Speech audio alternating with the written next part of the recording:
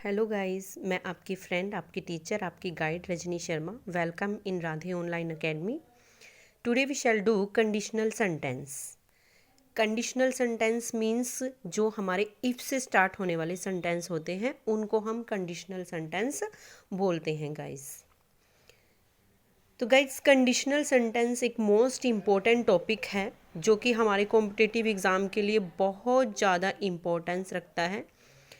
और ये 10th class grammar का भी मोस्ट इम्पोर्टेंट टॉपिक है जो कि हमारे गैप फिलिंग में यूज़ होता है। गाइस, इसके कुछ रूल्स हैं। इसमें सिर्फ हमने 4 बातों को गाइस ध्यान रखना है।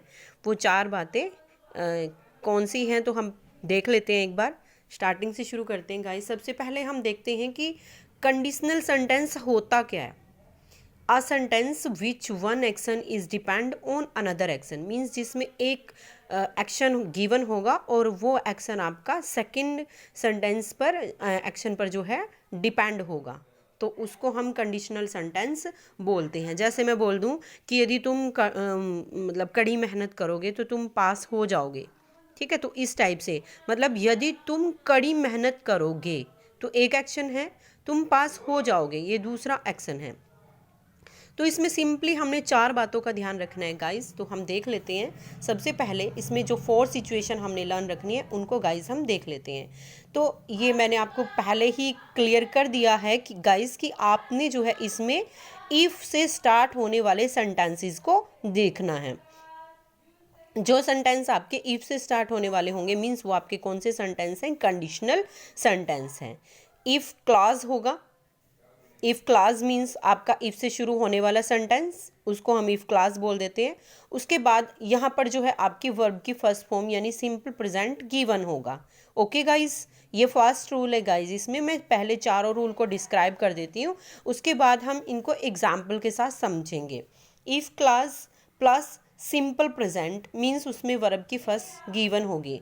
अगर यहाँ पर आपके फर्स्ट एक्शन में इफ़ क्लास प्लस वर्ब की फर्स्ट फॉर्म के साथ फर्स्ट वर्ब की फर्स्ट फॉर्म है सॉरी, और आपके पास जो दूसरा एक्शन होगा तो इधर आपका सिंपल फ्यूचर होगा यानी शैल और विल होगा। ओके गाइस, तो एक मेन चीज और गाइस, या तो आपको यहाँ पर फिलअप मिलेगा इस वाले एक्शन में या आपको यहाँ पर फिलअप मिलेगा, ठीक है गाइस।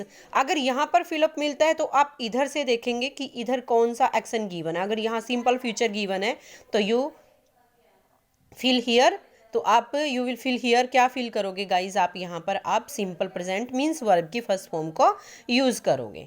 ओके गाइज, एक एग्जाम्पल से देख ही लेते हैं। If I go to Agra, if I go to Agra, तो यहाँ पर क्या गिवन है, V1। Here is V1 according to this rule, here is V1।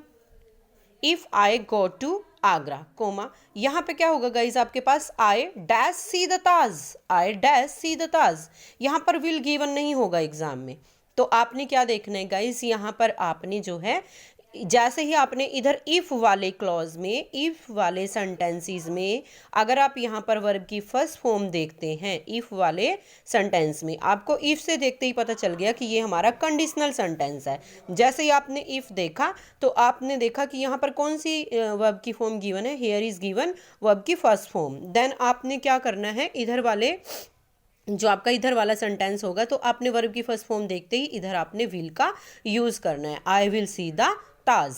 इसमें कई बार एरर फॉर्म में भी आपके पास ये क्वेश्चन पूछ लिया जाता है। कई बार क्या होता है क्वेश्चन गाइज, कैसे आता है एरर फॉर्म में, कैसे आता है वो बता देती हूँ।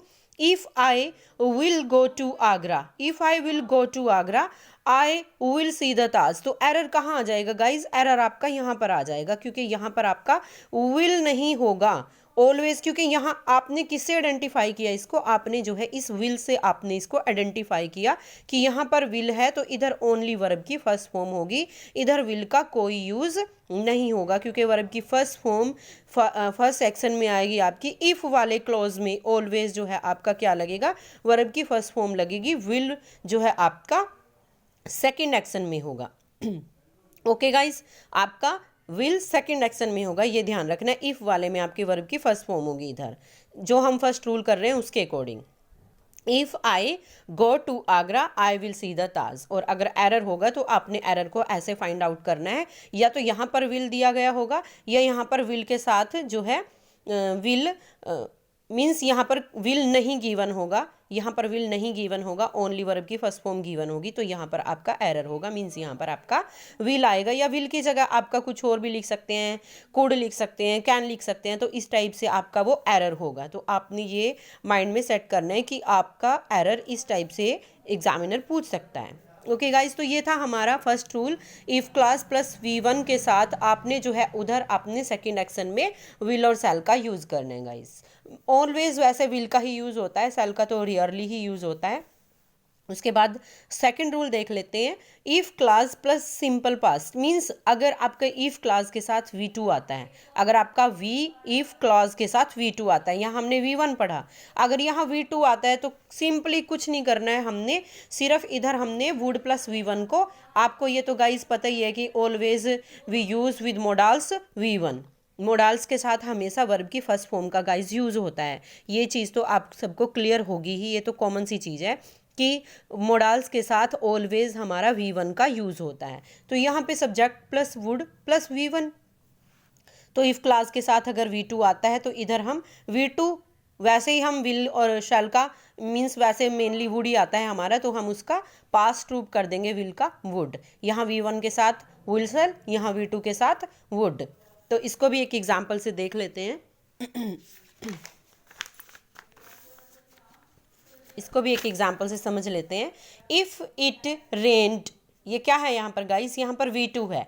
If it rained Ankit would dance, तो यहाँ पर या तो यहाँ पर एग्जामिनर आपको फिलअप्स देगा या एग्जामिनर आपको यहाँ पर फिलअप्स देगा, तो कहीं पर भी आपके पास फिलअप्स आ सकता है, या यहाँ आ सकता है या यहाँ आ सकता है। तो आपने क्या करना है, यहाँ पर अगर V2 है तो यहाँ वुड फिल कर देना है, यहाँ अगर वुड गिवन है तो आपने यहाँ पर V2 फिल कर देना है।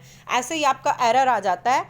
एरर में क्या पूछ लेते हैं गाइज, आपसे एरर में पूछ लेते हैं कि आपका मतलब यहाँ पर V1 दे दिया और यहाँ पर वुड दे दिया। अगर यहाँ पर V1 है और यहाँ वुड है तो एरर सिंपली V1 के साथ हमने क्या यूज़ करना है, हमने V1 के साथ विल यूज़ करना है। और आप देखेंगे कि वुड आएगा या फिर आपका V1 आएगा, जो भी आएगा